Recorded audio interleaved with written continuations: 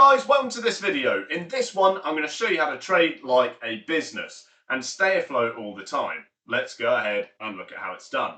So what does a business need to do? Business needs to make more profit than they expend in loss to continue to grow and continue to make money. That's how a business works. We all know it. If you go to a grocery store, they need to sell more goods than they're buying in terms of volume of dollars, and therefore they're going to make money. Now, lots of traders think, okay, well, in my trading account, I'm going to trade like a casino.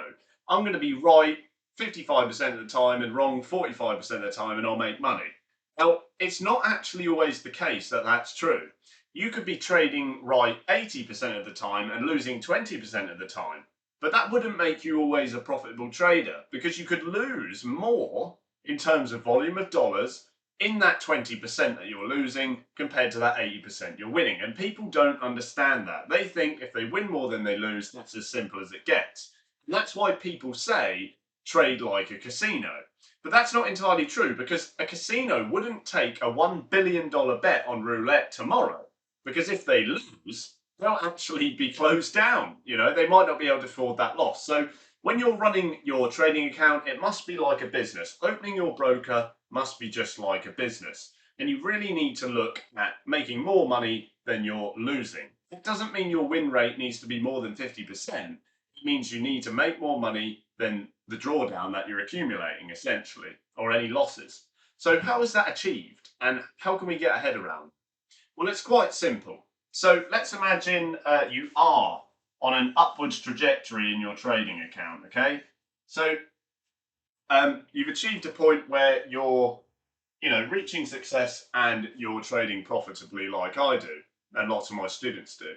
That would come not necessarily from being right constantly, but it would be from managing your losses or managing drawdown with hedging methods and risk management methods that we use, so that you can achieve that trajectory. That won't always come from being right more than you're wrong. That's not how trading works. You have to be right more than you're wrong, but when you are right, you need to make more money than when you're wrong. So it sounds confusing, but in other words, when you are wrong, you need to limit those losses so that you don't bust out, right?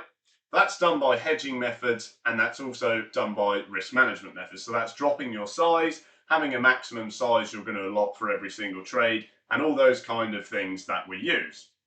So running your trading broker like a business, just think about it in the same way that a car dealership works. That car dealership has to make more money than they're losing, okay? And that's the same thing in trading. And the idea today is simple.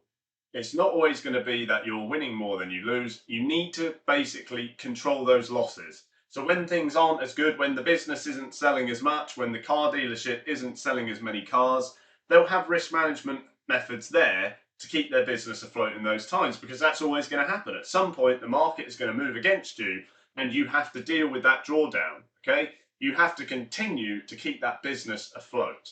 And that's really how trading works. It's not about being right more than you're wrong at all. It's about managing your risk and your losses when they start to arise, because inevitably they're going to at some point.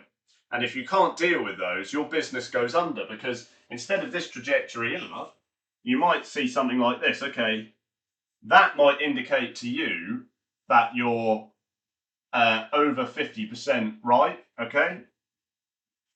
So that might appear to you that you're right more than you're wrong, and you think, great, and then this happens. Now, you might find that if you can't manage your risk down here, you'll bust out and your margin call will come before you get this move afterwards. So you have to be able to manage your risk at this point. It's not about being right more than you're wrong. It's just about managing your risk when there's a drawdown, effectively, when the market goes against you. And that's what I teach people in the academy. So thanks for watching, guys. Hope that makes sense. See you in the next one.